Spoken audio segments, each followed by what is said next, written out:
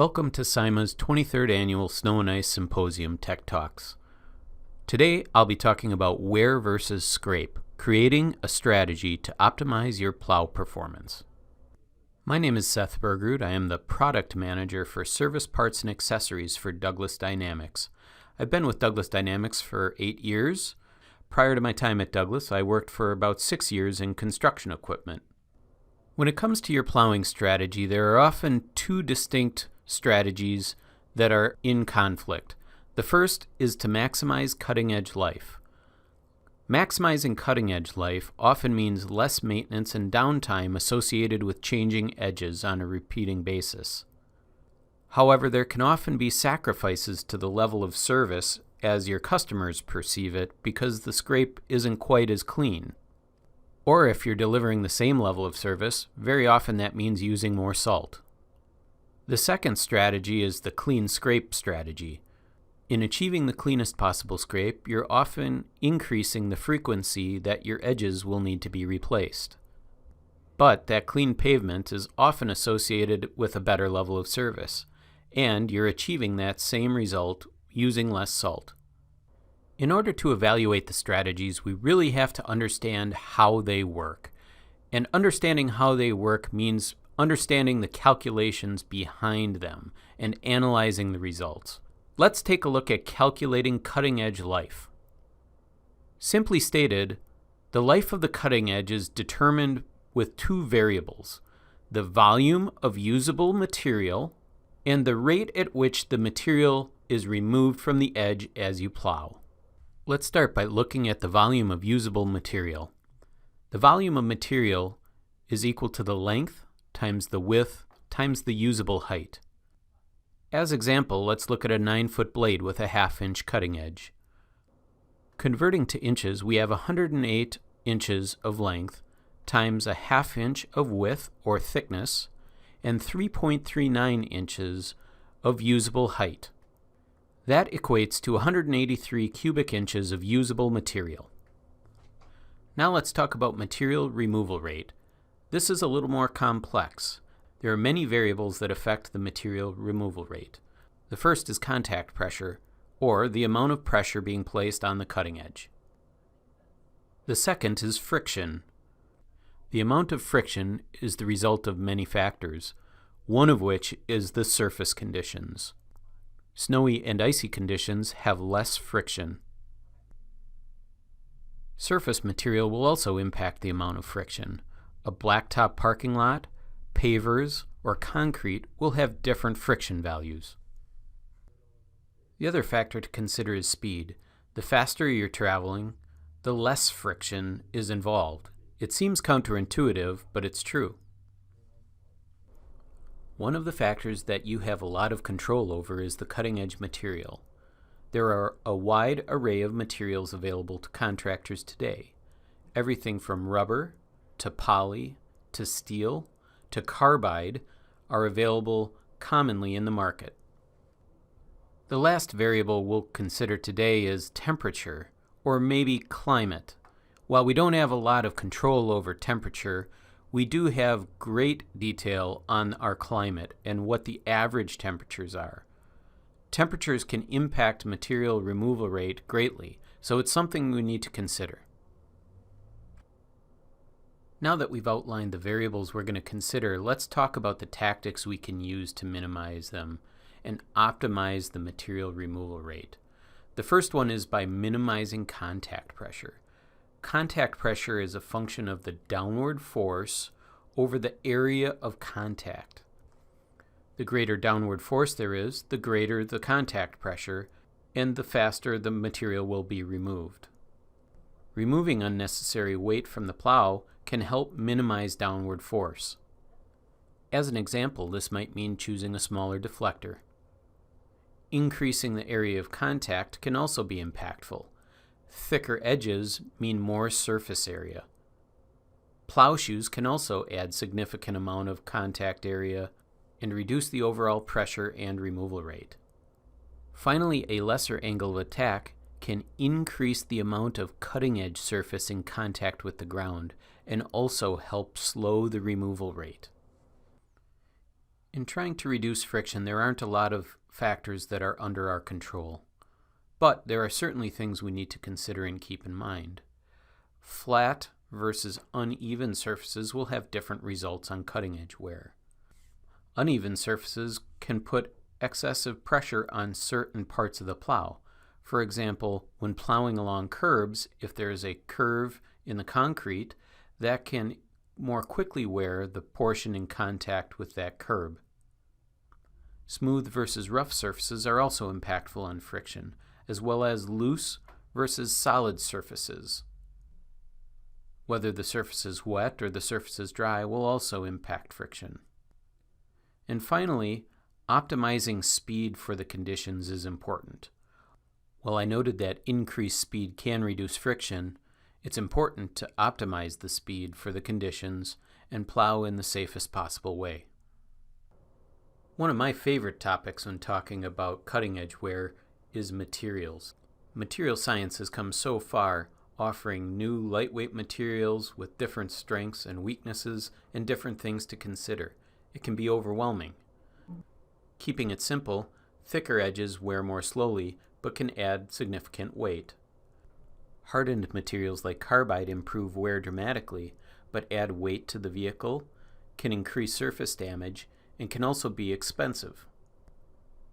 Softer materials wear more rapidly, but are typically lighter, are easier on surfaces, and can also be expensive depending on the material. Finding the right material for your application or your typical application is extremely important. Increases in surface damage or putting your vehicle in an unsafe condition can outweigh any gains in cutting edge wear very quickly. This is where the OEM can really help give guidance and add value. Nobody understands the workings of the plow better than the person who designed and manufactured it.